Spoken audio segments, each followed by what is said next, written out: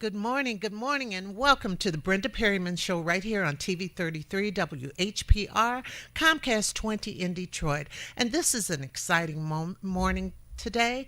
It's a beautiful morning because the snow is starting to melt a little. That's all I could tell you. And I have two men on the show today. I have my first guest is congressional candidate for the 14th district, Maurice um, Morton, right. I was going to say Maurice Mitchell. Where did I come from? And then I have Dr. Winifred Griffin on, who has quite a story for you. So I have a great show in store for you this morning. You can call us at 313-868-0342 or 868-0351 if you want to ask any questions. But let's first start with a young man who has a lot of cred. And this is Mr. Maurice Morton. Good morning. Good morning, and thank you for having me on your show. Oh, of course. You're welcome. I'm happy to have you on. I've seen your political stuff, paperwork all over the place. I don't think a lot of people know about you Right, because you are kind of new to the political scene, right. but you have been in the community scene for a long time. Very long time. He just looks young. He's been there for a long time. But Maurice, let's talk a little about your past. Okay. You were born in Detroit. Yes, and I was so blessed to be born on the east side of Detroit. My mother and father had 12 children, 6 boys and 6 girls. Dang. And so my twin and I are the youngest. We grew up over there off of Belvedere and Mac. But growing up in a family and with a nucleus of 12 people, what it taught us was family values. How many bedrooms were in the house? Oh, just 3. So my parents took one, so you had 6 girls in one room, and you had 6 boys in the other. And we had the bunk beds, the small twin bunk beds, so it was 4. But my twin and I had to sleep in a bed together. It was very tight, but I would just want to ask, did the boys wrestle? Oh yeah, foot fights, wrestling, we did it all. Oh boy, I know. But your parents, it was a strong family, right? Absolutely a strong family. My father was a World War II vet. My mother, homemaker, very strong, compassionate, emotional lady who kept us together and kept us strong. Wow. So, how many years was it between the babies of the family and the oldest? About 23 years. Oh my goodness. Wow. So, where'd you go to school? Went to school. I'll start with my high school, Cass Tech High School. Another technician. Another technician, go Cass Tech. Fortunate to I got a full scholarship to the University of Michigan for my undergrad work. I did my law school work at Wayne State University and did my master's in public administration, public policy at Harvard University. Wow, that's wonderful. Wonderful. Quite an education. So, what was your concentration in law? Did you have a main concentration or? Well, in law, it's pretty general. So, but when I was, I probably primarily took courses that were geared towards advocacy, litigation, did a lot of tax and corporate and municipal law work as well. Oh, okay. But Maurice, also you're pretty involved in the community. Would you tell our audience what you're involved in? Yeah, and I'm going to start back a little bit. Yeah. It started when I came out of law school. I actually went to work for General Motors.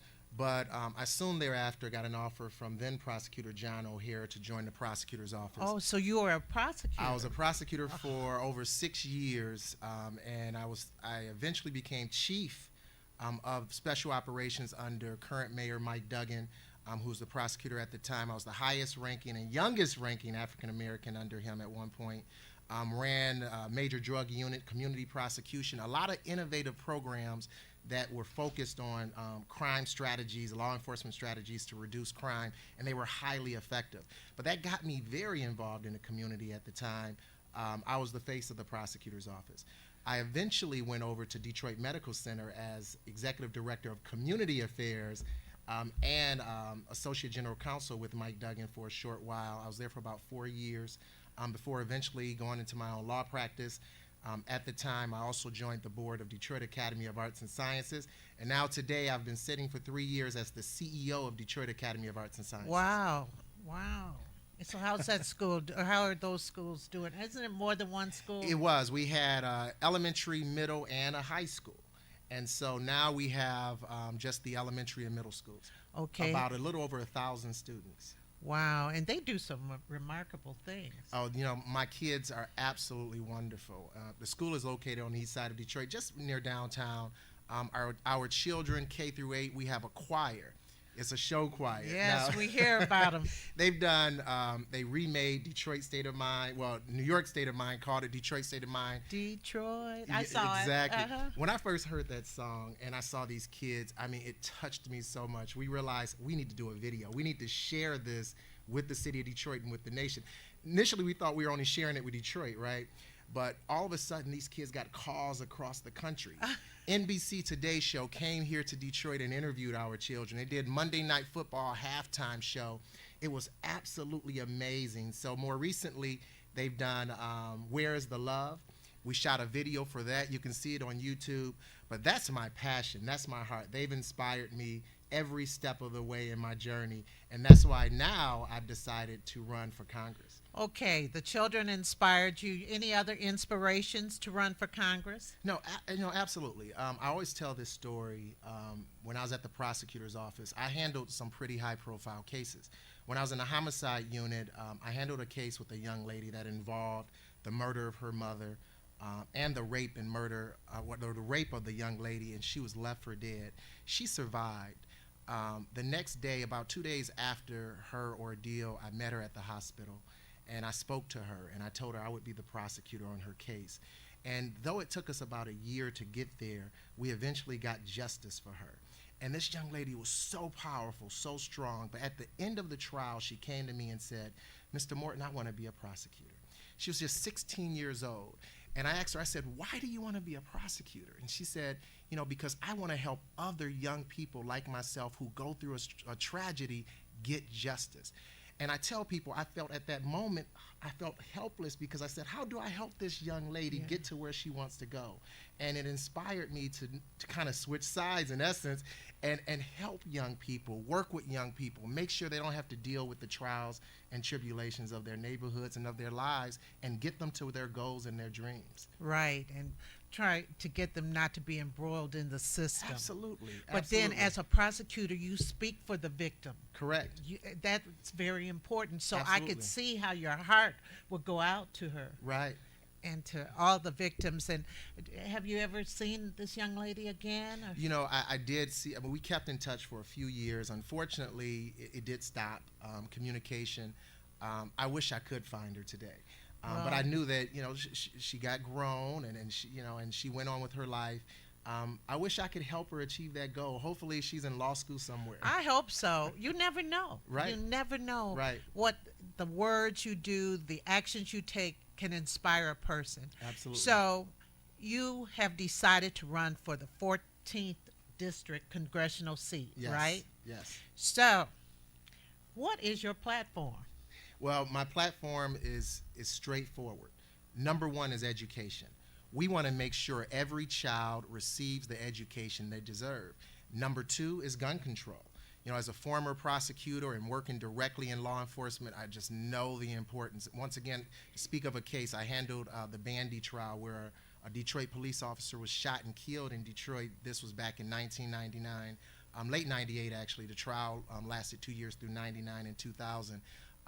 And he was shot by a major assault weapon.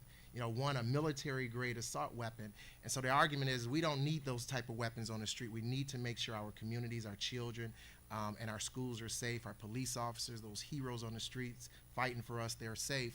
And then also, lastly, it's going to be what we call economic equality and opportunity, bridging that gap between the rich and the poor. It is so large today. A lot of people don't realize that today we have the largest income gap than we've had in 80 years. The disparity between rich and poor is larger than it's ever been.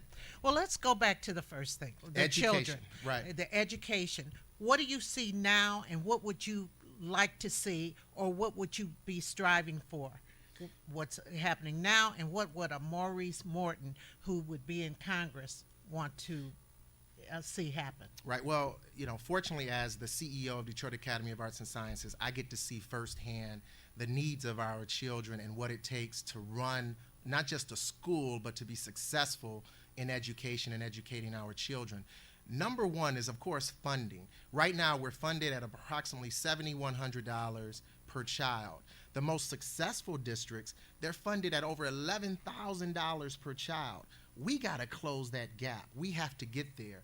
One of the things I would push for and advocate for immediately upon elected as your congressman in Washington is more funding towards education. We have to ensure that every child has the resources, so it may be intervention resources, which the federal government currently funds through Title I grants, or it may simply be reducing class sizes. As you know, right now, a lot of classrooms, there are 30, 40 children per class. That is just ridiculous. It's absolutely ridiculous.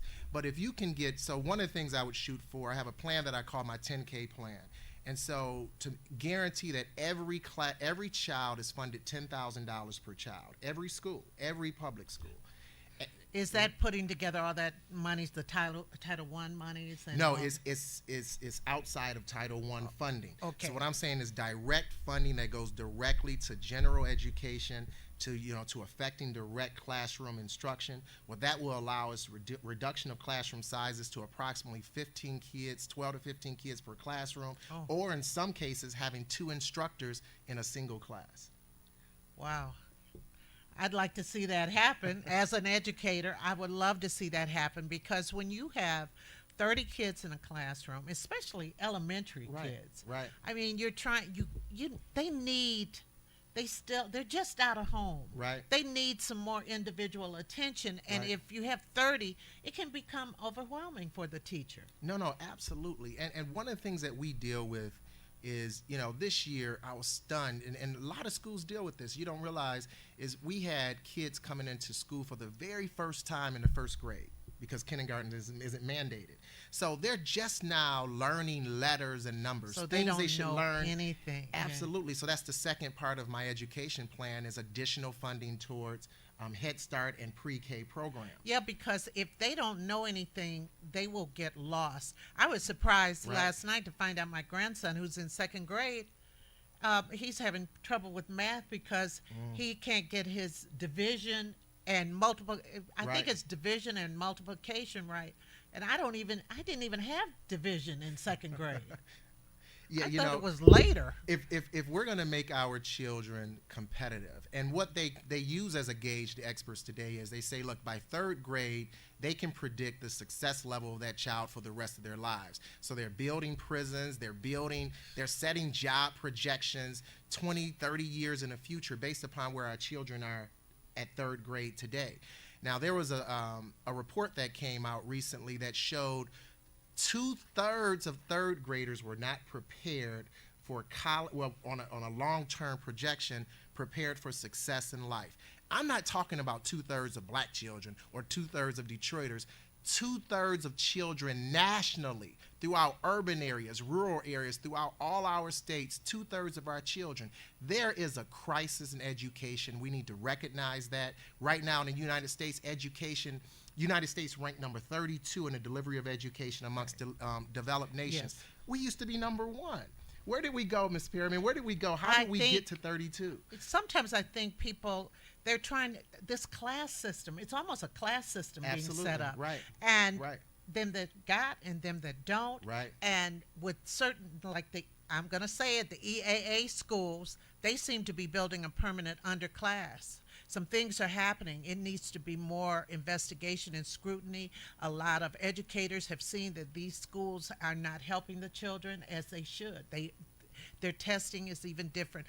I just think that things went wrong when also some politicians said, see, years ago when I was in college, they talked about the population, how it will become more majority. Right. And that worried me too. I said, the game is on. They're going, and funding got taken away. People who said they were interested in schools and stuff, they really didn't know how to run schools. Right. And they got into the school business. Right. That's another problem. we got people in the school business who don't know anything about school. No, and one thing is, and I say this quite a bit, is, and for me running for Congress, I tell people, to me, leadership is a calling. And when I say something is a calling, it's different than something being for a job or to pay the bills. Yeah. You have to be passionate about it. The same thing exists in education. I tell my teachers and my staff every day, you need to treat every child as if it's your own child, because you care about the delivery of education as it relates to your own children. I have a 2-year-old and a 4-year-old. I They're want cute. nothing but the best for them. So I'm going to make sure that the children at my school receive nothing but the best and what And they the deserve. children of the areas you want to Absolutely. represent get nothing but the Absolutely. best and not left Absolutely. behind. Absolutely, and that's why it's a platform issue for me. It's one of the driving issues of this campaign is we have to make sure that our future is solidified, and it's only going to be solidified through our young people. Because you never know, that young person who is underserved could end up being one of your neighbors. No, absolutely. I mean, one of my students moved in next door to me. Absolutely. Really. While she was in my class, her family moved in next door to me, which was cool because Right. they were decent, you know. Right. But you raised them as if they could be your neighbor. Absolutely. And the dynamic for me is, as a prosecutor, I saw firsthand what happens to children when they get lost. I mean, every year we were charging approximately 10,000 felony warrants per year in the Wayne County Prosecutor's Office. It may be more or less today, but the bottom line is 99% of these kids, I mean, were young kids, basically, and they lost hope. They got lost somewhere Right. along the track. And we want to make sure through education, if your children are educated, there's direct link to crime, so you realize crime is reduced. Right. Secondly, they're employed. There's a larger tax base. Thus, now you're thriving as a community. You want to invest first. Most developed nations, the very first tax dollar that they spend goes into education. Right. We have to do the same in the United States. So now let's talk about crime. Where do you see it now, and where would a Congressman Morton want to see it? Well, we know, particularly in our region, gun violence is a problem. I mean, I'm a Detroiter, and when I speak, even though, the district goes from Grosse Pointe all the way as far west as Farmington Hills and up to Pontiac, but as a region, we're Detroiters, and we all recognize Detroit. So when things happen in Detroit, it happens to all of us. And then throughout the whole entire region, we're experiencing crime as it relates to guns and having illegal guns on the streets. You have to do something. Carjackings. I mean, it's too easy for criminals to get their hands on weapons, particularly assault-style weapons that they don't need. What we need to do is we need to make sure there was pending gun control legislation in Washington, but it's been stalled. No one wants to do anything about it. When Obama proposed it and pushed it after various shootings at various schools throughout our nation, it got stalled in D.C. We have to make sure that legislation passes, because what it does is it empowers our law enforcement in the community. I worked hand in hand and side by side with law enforcement. I remember the days we came up with strategic programs to reduce crime, and we were successful. One of the things, and one of the main things we did was reduce the number of guns that was in the community. And then as a result, you have fewer shootings. But that would be number one. So as a congressman, I would push for gun control. I will make sure that our communities are safer, that our police are empowered to protect our neighborhoods and our communities. I'll make sure that our children are safe in our schools, and that our community, our citizens, our seniors, they feel safe to walk their neighborhoods. Because you need that expectation of safety. In a Absolutely. school, I mean, I worked in schools for 39 years, and that's the one place you thought you should be safe. Right, absolutely. And you send children to school Right. because you expect them to be safe. Absolutely. And unfortunately, we've had issues with that. And so I think seniors also, as you said, and I think it's very important for seniors to know Right. that they shouldn't be afraid. No, they shouldn't. No, they shouldn't. Not at all. They're not owed that. And then this carjacking business is crazy. We have Brother Jeff on the line. Good morning, Brother Jeff. Good morning, Mrs. Perryman, Hi. and good morning to your guests. Good morning. How are you? Mrs. Perryman, politics. I have a problem with it because it fails to deal with the root of most of the problems that we have, and especially in the black community. And when you understand, when you talk about crime, but what breeds crime? Nobody wants to really deal with that issue, and yet we talk about the school system, and until we basically set up a school system that we can properly educate our own children, because our children have a unique problem, and that's a problem that no other race really have. And we as a people, many of us don't want to deal with those issues or whatever. Anytime where people have lost the knowledge of themselves, then it's like a tree that roots is exposed to light. It's destroyed. And that's what you have in the black community or whatever. Our children, there's nothing really wrong with our children. Our children are geniuses or whatever. Our children understand when you trace their history, you look at the pyramids and all this kind of stuff that we built. When you think about, understand, just civilized people, we civilized the whole world. This is the reason why our fathers were brought into slavery, into this country, whatever. But many of us as politicians, we really don't want to deal with the root of the problem here in America. When you talk about criminals, who are the real criminals? Are the real criminals in Washington, D.C., or are they out on the streets of the city of Detroit? When you think about it, understand, you take the people's tax dollars and you build a country over in Israel. And when the Israeli president comes to the country, every politician is there sitting at his feet, giving him anything that he wants. You cut these people off EBD cards. They can't afford their lights, their gas, and all this kind of stuff. But yet you build up other nations without tax dollars, and yet nobody says anything. The politicians go right along with it or whatever, Well, there are politicians who want to fight that. Let's see what Mr. Morton has to say about that, Brother Jeff. Those are very sound issues that you brought up. Thank you. And Brother Jeff, I want to thank you as well. Thank you. Both have a blessed day. Someone like Brother Jeff, you should not feel the way you feel about your politicians. Your politicians should be leading you. They should be serving their communities. I'm not a politician. So, I've learned what I've learned through being on the front lines. And one thing I promise you, Brother Jeff, is I'll be a leader. As I mentioned, I spoke earlier about that passion. I think some politicians, they've lost the passion for why and the purpose of why they're serving. We're representing the people. Where we've failed, you're absolutely right. We have to look at the root cause. The root cause of crime is lack of education. Bottom line, if we educate our children, they won't feel the need to go into crime. A lot of times your initial crimes are crimes of opportunity because you want to pay the bills, so you figure I can steal something, let me steal something, or you're hungry. And then that escalates. If we educate our children, that will not happen. But also, if we elect competent, faithful, committed, passionate leaders and look outside the box. Let's stop electing the same old people that we typically elect. Let's look for new leaders with new ideas and who will serve people like Brother Jeff and others in the community. Absolutely, absolutely. Also, the economic piece that you mentioned. Yes. Now, the third component, and it's probably one of the most important component for most folks, is economic opportunity and equality. Right now, today, as I mentioned before, the income gap between the poor and the rich is larger than it's ever been. 90% of the economic gains enjoyed since the Great Recession have been enjoyed by the top 1%.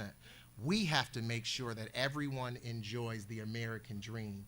And there are ways we can do that. We need to invest more in infrastructure and job creation. Right. Another thing we can do is we can increase the minimum wage.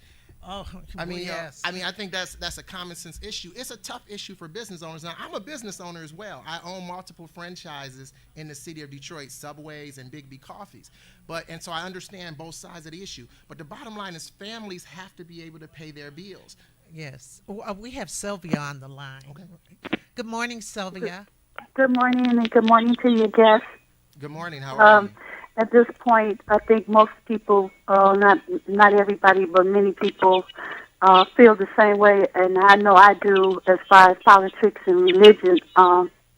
It's more of a scam than anything because it appears to me that the global criminal elites run everything, including our politicians, our preachers, our drug administration, the law. We're slaves by law, we're slaves by name. And I could go on the problems, and I just feel until we get the Trojan horses and the thieves in the temple out the way, and the people wake up and know that they're being brainwashed into a system that's failing them, we can vote all day. our votes will continue to be a joke because we still have those criminal elites that run everything, the war, the drugs, the food, the education system, and I can go on. Thank you. Thank you. And it's funny how so many people are feeling that way. They've just become because they voted for things that did not happen. Right. Just like the EM law a Right. couple of years ago. Right. And once again, as voters in our community should not feel that way. Right now, as it relates to Congress, 90% of all people throughout the country say that they are not happy with Congress and their congressmen. It should not be that way. You're absolutely right, Sylvia. Your leaders should represent you, but don't give up on voting. No, you absolutely. That's the most powerful tool you have to change the community. What we need to do is vet our leaders. We need to compare the resumes. I'm challenging the voters. Look at who wants to represent you. Look at what they've done. Look at what they plan on doing in the future. Look at their credentials, and let's make sure we elect the best people for those offices. Absolutely.